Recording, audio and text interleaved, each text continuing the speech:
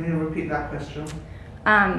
Just with your dance, is that anything in particular that has changed between the two different cultures of the two different countries? Anything that has... Well, I think that,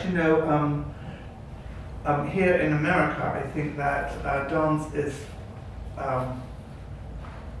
far more forward-thinking. I think that in Europe and in, especially the UK, one of the reasons I left was because I saw American dance in London, and I was just so impressed by it and excited by it because it was so, forward-thinking, so real modern dance, with technique like Martha Graham and people like Alvin Ailey and Dance Theatre of Harlem. And just in ballet, this great sense of technical achievement in this country.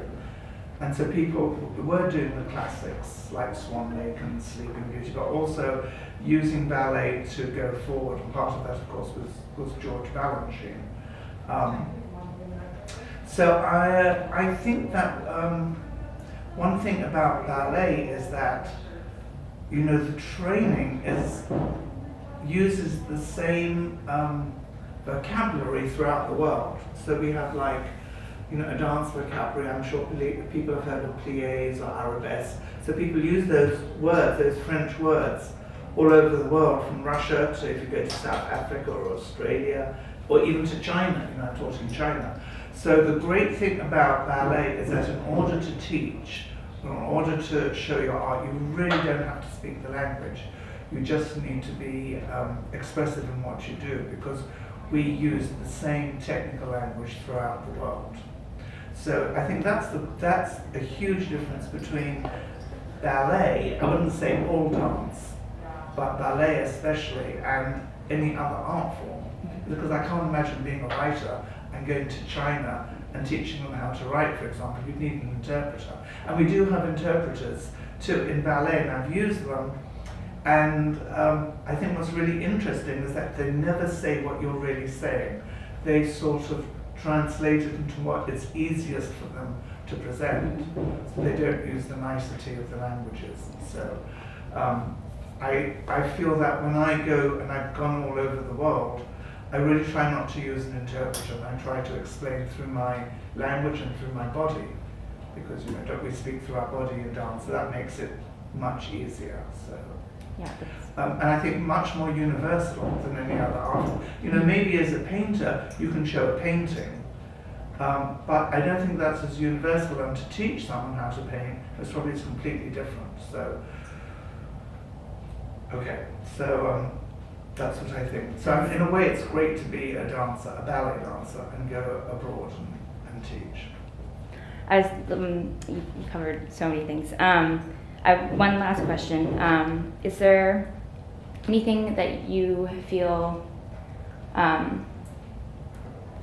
do you embody, you've been a lot of places, is there anything that you do in your dance and your choreography that has evolved because you've been those places, that you pull from those places when you choreograph and dance now? That's an interesting question. I think not specifically. I just think the fact that, I felt able to communicate with all sorts of people, and dealing with people who are at different levels of their technical ability. So like, for example, adult beginners or kids, young people, and communicating with them and teaching them. And I think I've learned more from that about communication than actually being in a specific place. Like, let's say Japan. Japan was very interesting. I didn't expect them to be so involved in ballet, for example, as they were. And they were so, eager to learn. But I taught the same sort of classes, apart from choreography, I taught the same sort of classes in Japan as I taught in New York when I was there, which is adult beginners or adults, people who are just interested in dance, as well as professional dancers. And I found it very similar.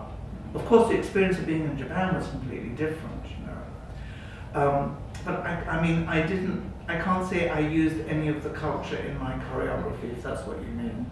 But that might be a personal thing.